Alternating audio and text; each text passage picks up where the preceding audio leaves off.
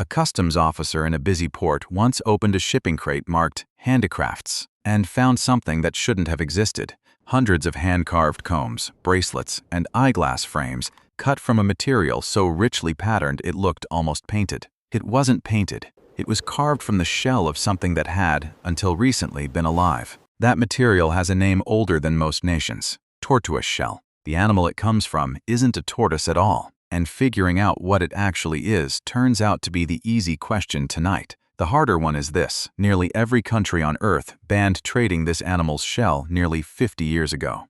And somewhere right now, in an airport, a market stall, or a listing on a phone screen, someone is still selling it anyway. By the end of this film, you'll know why, and why the very thing that made this creature a target may now be the thing that finally saves it. The hawksbill turtle looks designed by someone obsessed with texture. Its shell an overlapping mosaic of translucent plates, amber shot through with brown and gold, no two identical.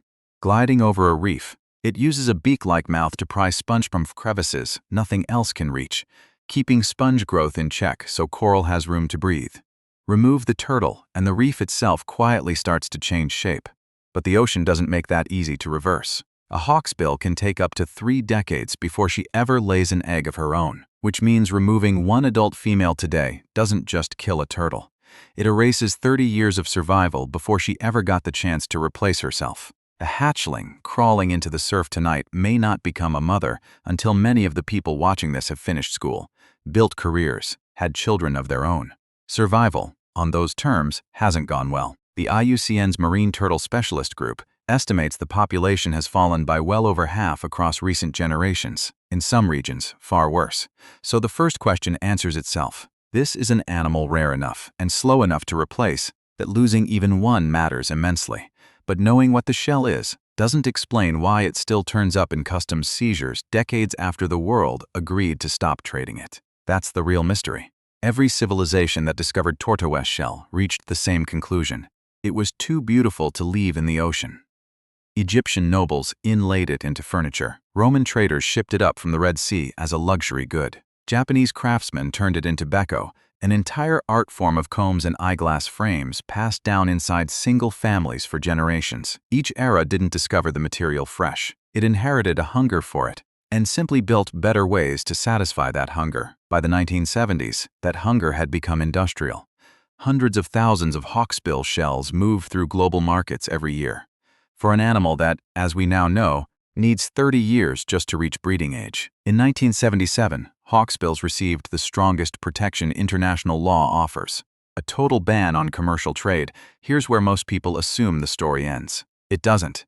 It's where it gets strange. The ban had loopholes built into it before the ink dried. Japan, the world's largest tortoiseshell importer, negotiated an exemption to keep buying, legally, for another 15 years. Cuba stockpiled shell, hoping for a special exception that took conservationists years of fighting to finally kill. So sit with this for a second.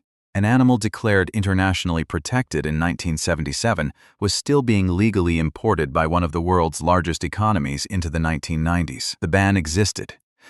The trade didn't notice for over a decade, and when the loopholes finally closed, the trade didn't disappear. It just changed shape, and this is the part almost nobody watching expects. Today it rarely arrives the way it used to, in crates by the shipload, funneled through a handful of ports where inspectors knew exactly what to look for. It arrives one bracelet at a time, one pendant, one pair of eyeglass frames, listed for sale and gone within hours, replaced by another before anyone can report it. A trade built for centuries on volume had to shrink itself down to something almost invisible in order to survive, which meant the people catching it had to change their methods too. Real tortoiseshell and its synthetic imitations can look nearly identical to the naked eye, so inspectors often begin with careful visual and ultraviolet examination. When doubt remains, specialist laboratories take over, analyzing the material's structure, or in some cases extracting DNA from a sample to confirm whether it came from a protected species at all. A bracelet that looks like nothing more than costume jewelry can, under the right scrutiny, turn out to be evidence.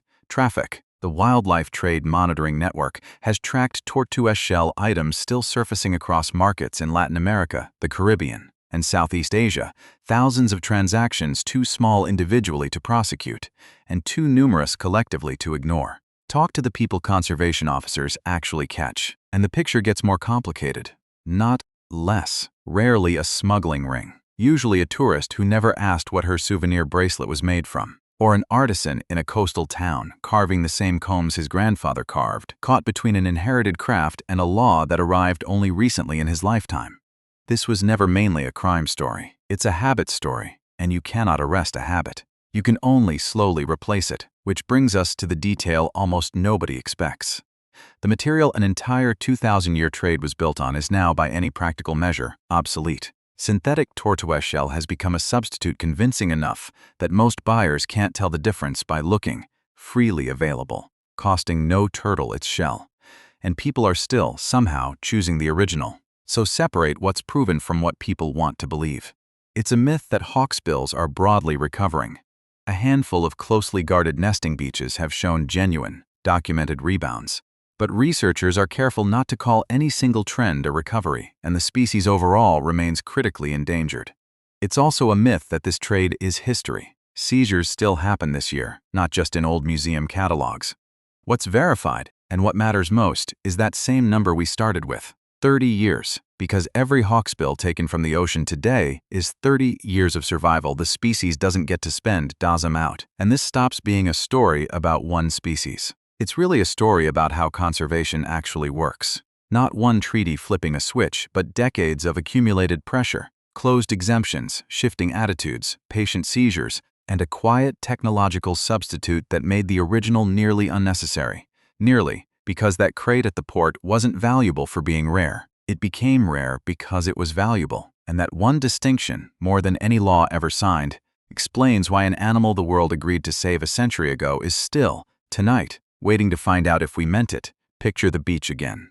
A hatchling crossing the last stretch of sand toward the surf, moving the way they've moved for 100 million years, long before there was anyone to protect or hunt her. Whether she ever returns to that same beach 30 years from now to lay eggs of her own may depend less on the predators waiting in the water, and more on whether someone, thousands of miles away, still wants a bracelet that plastic has already learned to fake.